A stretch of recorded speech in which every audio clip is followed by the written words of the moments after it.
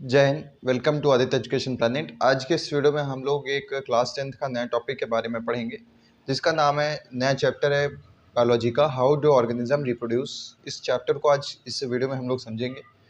इस वीडियो में हम लोग एसेक्सुअल रिप्रोडक्शन पढ़ेंगे, रिप्रोडक्शन क्या होता है पढ़ेंगे, और उसमें दो तरीके के रिप्रोडक्शन होते हैं, सेक्सुअल और एसेक्सुअल।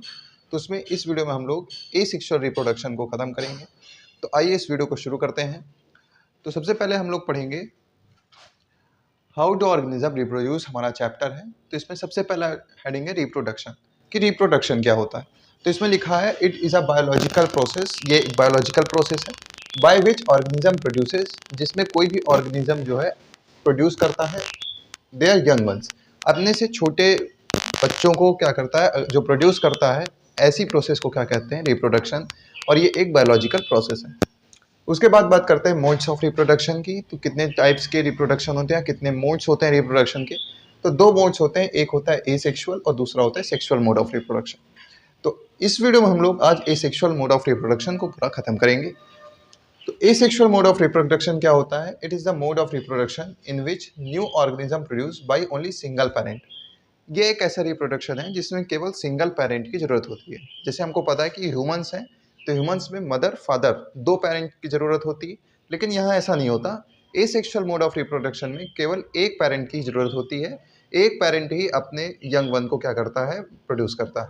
तो ये लिखा है it is the mode of reproduction in which new organism produce by only single parent without formation of gamete. और हमको पता है कि जब दो पेरेंट या फिर दो इंडिविजुअल, दो ऑर्गेनिज्म फ्यूज करते हैं तो गैमेट बनता है। लेकिन जब यहाँ पर केवल सिंगल पेरेंट है तो फ्यूज नहीं होंगे, तो इस वजह से यहाँ पर गैमेट नहीं बनेगा। तो केवल विदाउट फॉर्मेशन ऑफ गैमेट, यानी कि गैमेट की जरूरत नहीं। फिर हमारे पास कई सारे एसेक्सुअल मोड ऑफ रिप्रोडक्शन में कई तरीके के रिप्रोडक्शन है। जैसे पहला है फिजन, फिर यहाँ पर है आपका बडिंग, फिर spore formation, fragmentation, regeneration and vegetative propagation. ये सारे टाइप्स हैं एसेक्सुअल मोड ऑफ रिप्रोडक्शन के, और जो सारे एग्जाम में पूछे जाते हैं। तो आइए एक एक करके इनको समझते हैं। तो सबसे पहला है हमारा फिजन। देखिए, फिजन दो चीज़ें होती हैं, दो प्रोसेसेस होती हैं, एक होता है फ्यूज़न और एक होता है फिजन। फ्यूज़न का मतलब होता है मिलना, और फिजन का मतलब होता है टूटना। जैसे हमने न्यूक्लियर फिजन और न्यूक्लियर फ्यूज़न पढ़ा होगा आप लोगों ने। फ्यूज़न का मतलब ही होता है मिलना, और फिजन का मतलब क्या होता है, ब्रेक डाउन होना। तो वहाँ पर हमको पढ़ना है फिजन। फिजन का मतलब क्या होगा, ब्रेक डाउन। तो यहाँ पर आप देख सकते हैं division of parent body into new smaller parts. इसमें क्या होगा, जो पेरेंट बॉडी होगी वो टुकड़ों में टूट जाएगी, यानी स्मॉलर पार्ट्स में टूट जाती है, और फिर वहां से एक नया ऑर्गेनिज्म बनता है। तो इस मोड ऑफ रिप्रोडक्शन को क्या कहते हैं, फिजन। अब फिजन दो तरीके के होते हैं, बाइनरी फिजन और मल्टीपल फिजन। बाइनरी का मतलब होता है दो। अगर कोई ऐसा फिजन जिसमें दो डॉटर सेल्स बन रही हों तो वो बाइनरी फिजन, और जिसमें ज़्यादा बन रही हों वो मल्टीपल फिजन होता है। तो बाइनरी फिजन अगर हम देखें तो organism break down into smaller daughters, into केवल टू स्मॉलर डॉटर्स। तो इसमें ऑर्गेनिज्म जो है वो ब्रेक डाउन होते हैं दो स्मॉलर डॉटर्स में। केवल कितनी बनेंगी, दो। तो वो कैसा हो जाएगा, बाइनरी फिजन। ठीक है। एग्जाम्पल में अमीबा और पैरामीशियम। एग्जाम्पल में क्या हो जाएगा हमारा, अमीबा और पैरामीशियम। अब यहाँ पर आप एक फिगर देख सकते हैं, आई होप आपको दिख रहा होगा। इसमें ये है हमारा अमीबा, ठीक है, पैरेंट सेल है। इसमें सबसे पहले क्या होगा, न्यूक्लियस डिवाइड होगा। सबसे पहले क्या होगा, न्यूक्लियस डिवाइड। और फिर जब न्यूक्लियस डिवाइड हो जाएगा तो साइटोप्लाज्म टूट जाएंगे। सबसे पहले क्या होगा, न्यूक्लियस डिवाइड होगा। फिर न्यूक्लियस डिवाइड होने के बाद साइटोप्लाज्म डिवाइड होगा, और साइटोप्लाज्म जब डिवाइड हो जाएगा तो यहाँ से ब्रेक डाउन हो जाएगा और दो नई डॉटर सेल्स बन जाएंगी। तो ये था हमारा फिजन। और मल्टीपल फिजन क्या होता है, organism that break down into more than two smaller daughters, और जिसमें दो या दो से ज़्यादा स्मॉलर डॉटर्स बने तो उसको कहते हैं मल्टीपल फिजन। एग्जाम्पल का इसका होगा प्लाज्मोडियम। इसका फिगर बुक में बना हो सकता है, लेकिन वो आपके लिए इतना इंपॉर्टेंट नहीं है। लेकिन याद रखेंगे, बाइनरी फिजन किस में होता है, अमीबा में और पैरामीशियम में, और फिजन में, मल्टीपल फिजन किस में होता है, प्लाज्मोडियम में। ठीक है। तो आई होप आपको फिजन समझ में आया होगा। फिजन क्या होता है, जिसमें पेरेंट जो है ब्रेक डाउन हो जाए दो या स्मॉलर डॉटर्स में, उन्हीं को क्या कहते हैं, बाइनरी फिजन या फिर मल्टीपल फिजन। ठीक है। फिर आगे बात करते हैं हमारा बडिंग। बडिंग क्या होता है, आइए इसको समझते हैं। लिखा है formation of daughter cells from outgrowth of parent bodies known as budding. Budding में क्या होता है कि कोई एक पेरेंट सेल है, उसमें से एक आउटग्रोथ निकलती है, कहने का मतलब एक छोटा सा कोई एक नया स्ट्रक्चर निकलेगा, और उसी को कहते हैं बड। उसको क्या कहते हैं, बड। और उसी बड से नया ऑर्गेनिज्म बन जाता है, इसी को क्या कहते हैं, बडिंग। तो यहाँ पर आप देख सकते हैं में होता है ईस्ट में और हाइड्रा में, दोनों को समझना है। ये ईस्ट का फिगर बताया है, ये हाइड्रा का फिगर बताया है। अब जैसे मान लीजिए ये हमारा पेरेंट ईस्ट है, यानी कि नॉर्मल ईस्ट का पेरेंट है।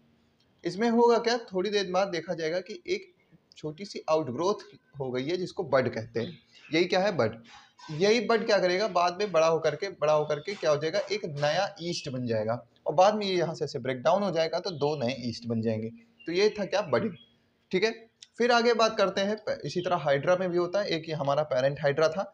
इसमें क्या होता है, कुछ दिन बाद एक बड आ जाती है और वो बड क्या कहते हैं, तो कुछ दिन बाद न्यूट्रिशन पापा के एक नया हाइड्रा बना लेगी और वही हाइड्रा फिर यहाँ से अलग होकर के नीचे गिर जाता है और फिर नया डॉटर बन जाती है।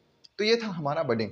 तो आई होप आपको फिजन और बडिंग समझ में आया होगा। ठीक है, फिजन में क्या होता था, ब्रेकडाउन होंगे। इसमें पहले एक आउटग्रोथ होगी और आउटग्रोथ होने के बाद ब्रेकडाउन होगा। ठीक है, फिर बात करते हैं स्पोर फॉर्मेशन। स्पोर फॉर्मेशन क्या होता है, reproduction done by formation of spores. Reproduction जो कि स्पोर्स के फॉर्मेशन से हो उसी को क्या कहते हैं, स्पोर फॉर्मेशन। और ये होता है हमारा राइजोपस में। किसमें होता है, राइजोपस में। जैसे आप यहाँ पे देख सकते हैं ये राइजोपस है और इसमें जो ये ऊपर स्ट्रक्चर है इसमें से स्पोर्स निकलते हैं और वही स्पोर्स जा करके कहीं और बैठ जाएंगे तो वहाँ पर राइजोपस बन जाएगा। तो ये था हमारा क्या, स्पोर फॉर्मेशन। फिर अगला बात करते हैं फ्रैगमेंटेशन। फ्रैगमेंटेशन जो होता है, स्मॉल पार्ट्स को ही फ्रैगमेंटेशन कहते हैं। तो यहाँ पर आप देख सकते हैं parent cell divides into small parts known as fragments. जो पेरेंट सेल होती है वो स्मॉल फ्रेगमेंट्स में यानी स्मॉल पार्ट्स में डिवाइड हो जाती है। जैसे मान लीजिए यहाँ पर ये हमारा स्पायरोगैरा है, स्पायरोगैरा में फ्रेगमेंटेशन होता है। यहाँ पर आप देख सकते हैं स्पायरोगैरा दो फ्रेगमेंट्स में यानी दो पार्ट्स में डिवाइड हो गया है और यही जो है दो टुकड़ों में बट जाएगा और फिर वहाँ से नया स्पायरोगैरा बन जाएगा। इसी को क्या कहते हैं, फ्रेगमेंटेशन। तो क्या लिखा है, parent cell divides into small parts known as fragments and divides into daughters. और फिर वही फ्रेगमेंट क्या बनाते हैं, नया ऑर्गेनिज्म बना देता है। जैसे यहाँ पर आप देख सकते हैं ये हमारा स्पायरोगैरा है, ये दो फ्रेगमेंट्स हैं, यहाँ से ब्रेक डाउन हो जाएगा तो दो नए डॉटर्स स्पायरोगैरा बन जाएंगे। फिर अगला है हमारा रीजनरेशन। रीजनरेशन क्या होता है, if parent individual cut into pieces. अगर मान लीजिए कोई पेरेंट इंडिविजुअल है किसी एक्सीडेंट से या फिर किसी तरीके से कट जाता है पीसेस में, तो वो जो पीसेस हैं वो एक नया स्ट्रक्चर फॉर्म कर लेते हैं। जैसे यहाँ पर आप देख सकते हैं ये मान लीजिए एग्जाम्पल प्लेनेरिया होता है, जैसे ये प्लेनेरिया है।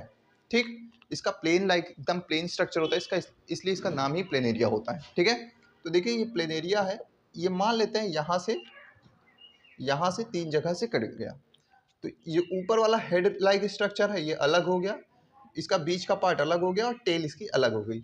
अब होगा क्या, ये जो हेड लाइक स्ट्रक्चर है ये भी अपनी पूरी बॉडी बना लेगा, ये जो बीच का पार्ट है ये भी अपनी पूरी बॉडी बना लेगा और जो टेल है वो भी अपनी पूरी बॉडी बना लेगा और इसी प्रोसेस को क्या कहते हैं, रीजनरेशन। तो इस तरीके से देख सकते हैं आप कैसे एक प्लेनेरिया से कई सारे प्लेनेरिया बन गए। आई होप इतना आपको समझ में आएगा। अब एक अगला है वेजिटेटिव प्रोपेगेशन जो कि हमारा लास्ट है। वेजिटेटिव प्रोपेगेशन में क्या होता है, कोई भी एक लीफ का या फिर कोई भी एक पार्ट है जिसका पार्ट में से एक नया पेड़ निकल आता है। जैसे आपने पोटैटो देखा होगा, पोटैटो में या फिर जो शकरकंद होती है स्वीट पोटैटो, दोनों में क्या होता है, स्टेम से देखिए आप थोड़े थोड़े पत्तियां निकलने लगती हैं। आलू लीजिए, जब कई दिनों तक आप रख देते हैं तो उसमें से पत्तियां निकलने लगती हैं, तो वो भी क्या है, वेजिटेटिव प्रोपेगेशन। तो ये जैसे पत्ती है, पत्ती से भी क्या निकल रही है, देखिए और पत्तियां निकल रही हैं, फिर यही पत्तियां अलग हो जाएंगी। तो ये वेजिटेटिव प्रोपेगेशन किस में होता है, पूछा जाता है ब्रायोफिलम में। किस में होता है, याद रखना है आपको, ब्रायोफिलम में। ठीक, ब्रायोफिलम में क्या होता है आपका, ये वेजिटेटिव प्रोपेगेशन होता है। तो आई होप आपको इतनी चीज़ें समझ में आई होंगी। अगर समझ में आया हो तो चैनल सब्सक्राइब करिएगा, वीडियो को लाइक करना मत भूलिएगा। मिलते हैं नए वीडियो में एक नए टॉपिक के साथ, तब तक लिए जय हिंद।